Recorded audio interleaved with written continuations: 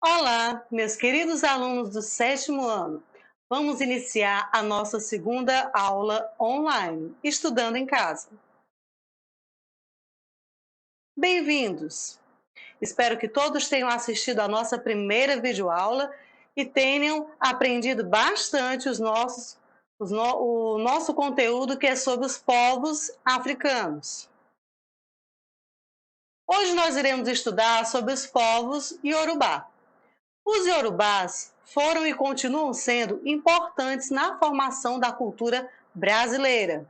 Eles são hoje um dos três maiores grupos étnicos da República da Nigéria.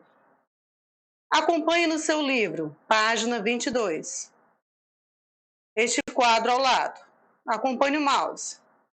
A África Ocidental foi ocupada ao longo de milênios por diferentes povos. Um desses povos são os Yorubás, cujas expressões culturais podem ser encontradas atualmente não só na África, mas também em outras partes do mundo, como aqui no Brasil. Ifé, local sagrado. Na região abaixo da faixa territorial denominada Sahel, desenvolveram-se diversos povos, próximo ao litoral e a oeste do rio Níger, que é o segundo maior rio do continente africano. Nas áreas que hoje pertencem a países como Togo, Benin, Nigéria e Serra Leoa, surgiram os povos Yorubá. De acordo com a mitologia iorubana, a origem desses povos se deu em Ifé, cidade localizada no sudoeste da atual Nigéria e considerada pelos Yorubás como uma cidade sagrada. As pesquisas históricas e arqueológicas sobre as origens dos Yorubás também remontam a Ifé. Ali foram encontrados vestígios de ocupações que datam de cerca de 500 anos antes de Cristo. Não é possível afirmar que essas comunidades eram iorubanas. Porém, vestígios indicam que Ifé era um importante centro populacional, mesmo antes do desenvolvimento desses povos. Dessa forma, sabe-se que Ifé, como cidade central desse povo, teve o seu apogeu, ou seja, o seu maior crescimento, nos séculos 9 e 10. O líder político e religioso dessa cidade era chamado Oni e desempenhava funções importantes para as diferentes comunidades, embora não tivesse poder direto sobre elas. Ainda hoje, Ifé é considerada uma cidade sagrada pelos Yorubás e por praticantes de religiões que têm origem na cultura desse povo, como alguns tipos de candomblé no Brasil. Página 22. Nessa página você observa mulheres que estão tipicamente vestidas, com trajes típicos dos povos iorubás. Elas estão na cidade de Ifé, na atual Nigéria. Até hoje, a cidade é considerada sagrada por diversas tradições dos iorubás. Página do livro 23. As cidades-estado. Os iorubás não constituíam um estado unificado, como ocorreu em algumas regiões do Sahel, mas sim cidades-estados independentes, como você observa aí no mapa, acompanha o mouse. Você tem os povos iorubás e cada pontinho desse, preto, como na legenda diz, é uma cidade-estado. Essa linha reta no mapa são os limites atuais do país. Aí você vê Velho Oiô, Eslo, Ede, Oiô, Iô, Ibadã, Ifé, Benin, Lome e este outro que eu não consegui ler. E você vê o rio Benin, o rio Oiô e o principal, que é o rio Níger. Continuando a leitura. Embora ligadas a Ifé e ao Oni, que é o líder, a quem deviam obediência espiritual e consultavam em casos de guerra. Cada cidade-estado tinha um chefe político e sagrado, o Obá, também chamado de Alafim. Em algumas cidades, esses chefes deviam submissão apenas ao Oni, ou seja, ao líder maior. Além de Fé, as cidades de Benim e de Oió eram importantes centros políticos e econômicos. Observe o mapa, como nós já vimos. Apesar da centralidade de Fé, as outras cidades também cresceram, principalmente por causa das atividades comerciais. O comércio de escravizados, ou seja, os povos vencidos em guerra pelos Yorubá, constituía uma fonte de riqueza da maior parte dessas cidades. Durante muito tempo, a prática da escravidão entre os povos africanos antigos foi um dos principais argumentos para justificar a escravidão desses povos pelos europeus, a partir do século XV. No entanto, naquele contexto, os escravizados não eram considerados objetos, tampouco foram traficados em massa, como fizeram os europeus, e posteriormente os estadunidenses. Esses dois aspectos são algumas das principais diferenças entre os dois casos históricos da escravidão.